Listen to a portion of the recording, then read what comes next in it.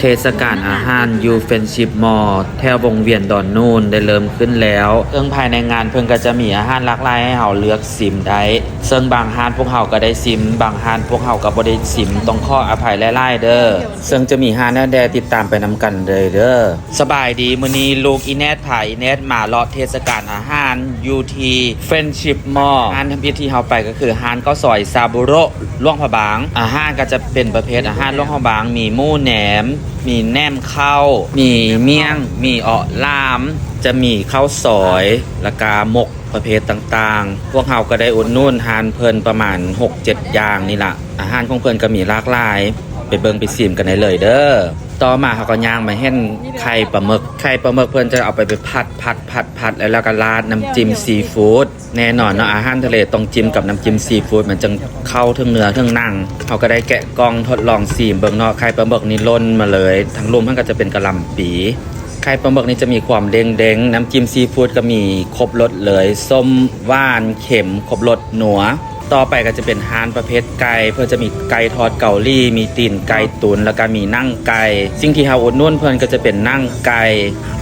ของเพิ่นนี่ทอดออกมาได้กรอบขนาดเลยกินไปกินมาก็ยิบจนบ่เซา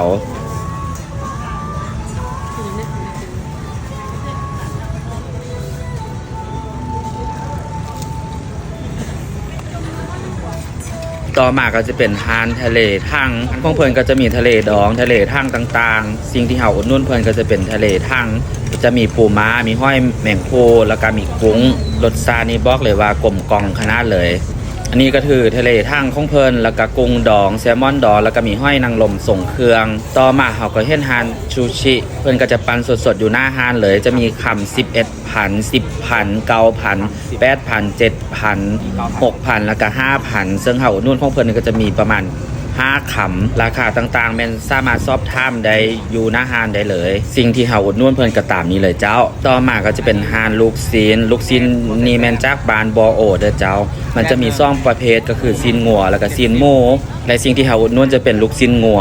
ตัวนี้จะเป็นพิเศษจะบ่มีผสมแป้งกัดเข้าไปนี่ก็ฮู้เลยว่าบ่ผสมแป้งอีหลีหลังจากนั้นเฮาก็จะอุดหนุนเพิ่นลูกซีนทอดสดอยู่หน้าฮานเลยเพิ่นก็จะราดน้ำจิ้มมาให้เฮา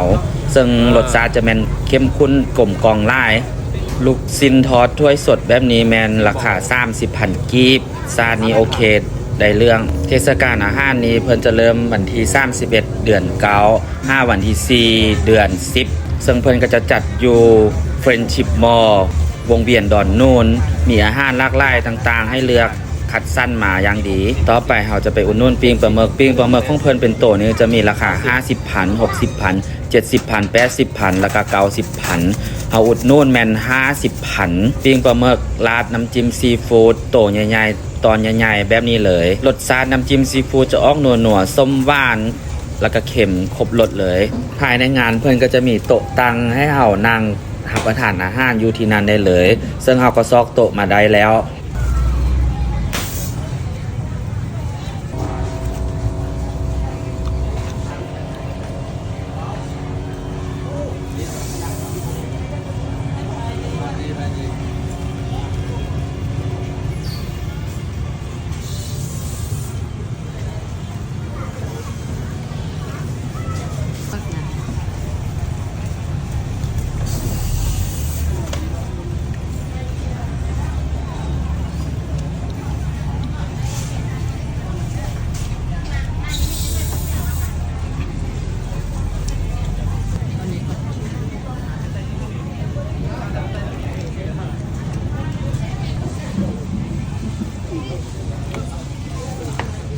ภายในงานก็จะบ่มีประเภทอาหารอย่างเดียวมันจะมีการละลิ้นต่างๆเช่นว่ายิงปุ่มเป้าตักไข่ผ่าโซกแล้วก็ปืนหลมกระสนแฟชั่นเสื้อผ้าต่างๆอย่าลืมมาอุดหนุนเพิ่นได้เด้อ